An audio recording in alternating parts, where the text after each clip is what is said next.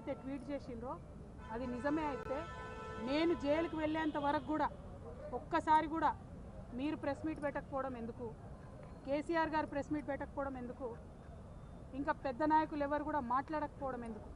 అంటే ఆనాడేమో నేను ఒంటరిగా ఫేస్ చేసుకోవాలి, పార్టీ సోషల్ మీడియా కనీసం సపోర్ట్ చేయదు. ఆనాడు బీజేపీ సోషల్ మీడియా అంతా నేను అత్యంత పవిత్రంగా 9 రోజులు అన్నం మెతుకు తినకుండా బతుకమ్మ చేసే వ్యక్తిని నేను. అత్యంత పవిత్రంగా నేను బతుకమ్మ ఎత్తుకొని ఈ జాతి సంస్కృతిని చాటి చెప్పినటువంటి బిడ్డను నేను. ఆ బతుకమ్మ ప్లేస్లో లిక్కర్ బాటిల్ పెడితే బీఆర్ఎస్ పార్టీ సోషల్ మీడియా ఆనాడు ఏమైంది? మీరు ఆనాడే ఎదుర్కొని ఉంటే ఈ గతి పట్టేదా బీఆర్ఎస్ పార్టీకి? బీఆర్ఎస్ పార్టీ అసెంబ్లీ ఎన్నికల్లో ఓడిపోవడానికి నేను కారణమా? ఒక్కసారి ప్రజలు కూడా రివైండ్ బటన్ దయచేసి నా కోసం ప్రెస్ చేసి ఆలోచన చేయాలి. ఆనాడు ఉన్న అంశాలు ఏంటిది? ఇండ్లు ఇవ్వలేదన్న అంశం, ఉద్యోగాలు ఇవ్వలేదన్న అంశం, దోపిడీదారులకు టికెట్లు మార్చమని ఎంతమంది మొత్తుకున్నా మార్చకుండా వాళ్ళనే మళ్ళీ ప్రజల మీద రుద్దాలనేటటువంటి చేసిన ప్రయత్నం, ఈ అంశాలు కాదా ఆనాడు చర్చలో ఉన్నాయి? అన్నిటికన్నా ఎక్కువ అహంకారం అనేటటువంటి అంశం కాదా చర్చలో ఉన్నది? ఇవాళ వచ్చినటువంటి తీర్పుని మీకు అనుగుణంగా మలుచుకొని బీఆర్ఎస్ పార్టీ ఓటమిని నా మెడలో వేయాలని చూస్తున్నారు. ఇది కరెక్ట్ కాదు. కేటీఆర్ గారు, మీరు ప్రజలకు జవాబుదారీగా ఉండాలి. You are living in a denial my dear brother. accept the fact, understand what has happened during that election, take steps accordingly, fight it out in people. Do not blame me for this. Whereas the party supported me 3 years of the cases, did party social media support me? ఇవాళ పొద్దున్న నుండి సన్నాయి నొక్కులు నొక్కుతున్నారు. పెంపకానికి వచ్చిన court తీర్ప ఏందో అడ్డమైన రాతలు నేను ఆ సోషల్ మీడియా చూడను. దీనివల్లే బీఆర్ఎస్ ఓడిపోయింది అంటున్నారు. మరి ఎందుకు మాట్లాడలే? నేను పార్టీ కోసం కాదా జైలుకి పోయింది? మీకు తెలియదా ఏం జరిగిందో వెనకాల? నా మెడలో పార్టీ ఓటమిని వేయాలని చూస్తే ప్రజలు కూడా హర్షించరు. ఇవాళ నేను కోరేది ఒక్కటే, నిజాలు చెప్పండి దయచేసి. నేను ఆనాడు నిజమే చెప్పి నాకు సంబంధం లేదని ఇవాళ న్యాయస్థానం కూడా నా నిజాన్ని సమర్థించింది. రేపు 2 నెలల్లో నేను కొత్త పార్టీ పెట్టబోతా ఉన్నా. ఆ దేవుడు ఆశీర్వాదంగానే ఇవాళ తీర్పు వచ్చిందని చెప్పి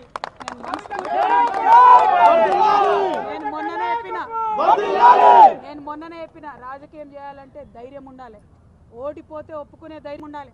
నిజామాబాద్లో నేను ఓడిపోయినాడు ఒకటే మాట చెప్పిన, ప్రజలు ఇచ్చిన ఏ తీర్పునైనా శిరసావిస్తా అని చెప్పిన తప్పితే కారణాలు వెతకలేదు. ఇవాళ వచ్చిన తీర్పుని దీనివల్లనే ఓడిపోయిందని చెప్తున్నారు. అన్న రాసిన ట్వీట్లో, రామన్న గారు కేటీఆర్ గారు రాసిన ట్వీట్లో కేజ్రీవాల్ గారి ప్రభుత్వం ఓడిపోయిందన్నారు. ఓడిపోయి ఉండొచ్చు, అక్కడ సంగతి నాకు తెలియదు. కేజ్రీవాల్ గారు అరెస్ట్ అయినాక ఎన్నికలు వచ్చినాయి. ఇక్కడ నన్ను అరెస్ట్ కాకముందే ఎన్నికలు వచ్చినాయి. మీరు ఫ్యాక్ట్స్ని ట్విస్ట్ చేసి సోషల్ మీడియాలో మాకు పెద్ద ఆర్మీ ఉంది, పేడ్ బ్యాచ్ ఉంది, నేను ఏది మాట్లాడినా నడుస్తుంది చెల్లుతుంది అనుకుంటే ఆ రోజులు పోయినాయి. దయచేసి నిజం చెప్పండి. నాకు ఆర్మీ లేదు, గిర్మీ లేదు, నాకు ఉన్నది గివిలే అబ్బా. ఈ పిడికడి మందితోనే ఈ రాష్ట్రంలో ఒక కొత్త రాజకీయ ప్రజల పక్షాన నిలబడి పని చేస్తాం. కానీ చేతులు జోడించి తెలంగాణ ప్రజలకు మాత్రం ఒకటి విజ్ఞప్తి చేస్తున్నా.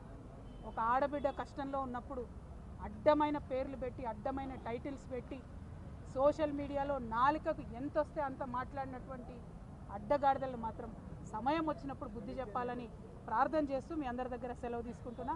Thank you. జై తెలంగాణ, జై తెలంగాణ, జై జాగృతి.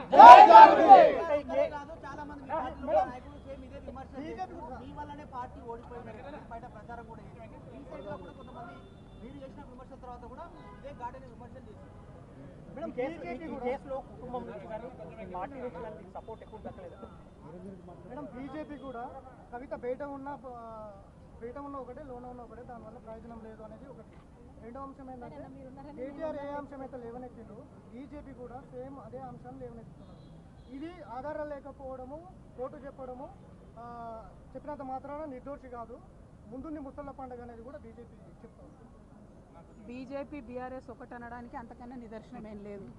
మీరే చెప్తున్నారు ప్రూఫ్, నేను ఇచ్చే అవసరం లేదు. ఒకటి. రెండు, ఇవాళ రేపు అబద్ధం చెప్పి తప్పించుకోవడం చాలా కష్టం. ఇదే బీఆర్ఎస్ పార్టీ సోషల్ మీడియా నా మీద ఎప్పుడైతే భారతీయ జనతా పార్టీ ప్రభుత్వం కేసు పెట్టిందో ఆనాడు రెస్పాన్స్ ఎట్లుందో చూడండి ఒకసారి దయచేసి. నేను చెప్పేది ఏం లేదు కదా, సపోర్ట్ చేసిందా చేయలేదన్నది మీకే తెలుస్తుంది. నేనైతే సోషల్ మీడియా చూడ, ఆనాడు ఉన్న ట్వీట్లు చూడండి, ఈనాడు వస్తున్న ట్వీట్లు చూడండి. ఒక ఒక పార్టీ ఓటమికి ఎందుకు గురైందని నిష్పక్షపాతంగా నీతివంతంగా ఆత్మవిమర్శ చేసుకుంటే ప్రజలకు మంచి జరుగుతుంది. అట్లా కాదు ఒక వ్యక్తి ద్వారా ఓడిపోయిందంటే మరి అంత వీక్ ఉందా బీఆర్ఎస్ పార్టీ? కేవలం నేను తప్పు చేస్తే ఓడిపోతుందా?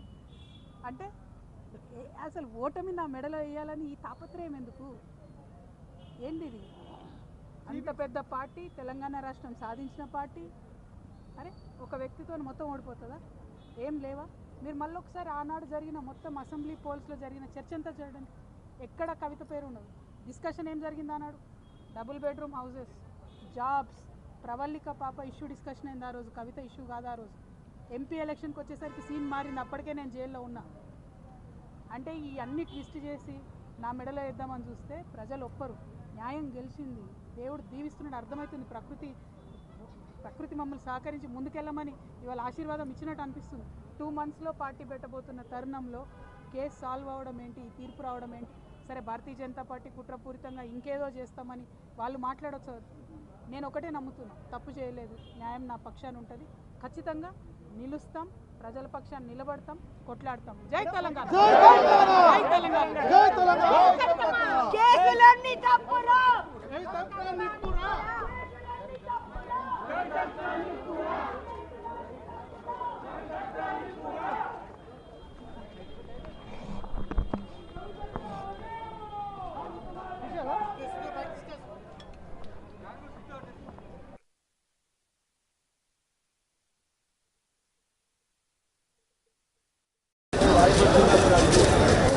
ఇవాళ మీరు ఏదైతే ట్వీట్ చేసిండ్రో అది నిజమే అయితే నేను జైలుకి వెళ్ళేంత వరకు కూడా ఒక్కసారి కూడా మీరు ప్రెస్ మీట్ పెట్టకపోవడం ఎందుకు?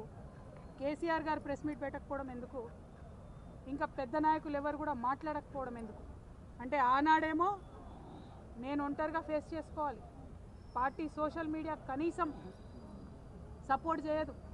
ఆనాడు బీజేపీ సోషల్ మీడియా అంతా నేను అత్యంత పవిత్రంగా 9 రోజులు అన్నం మెతుకు తినకుండా బతుకమ్మ చేసే వ్యక్తిని నేను.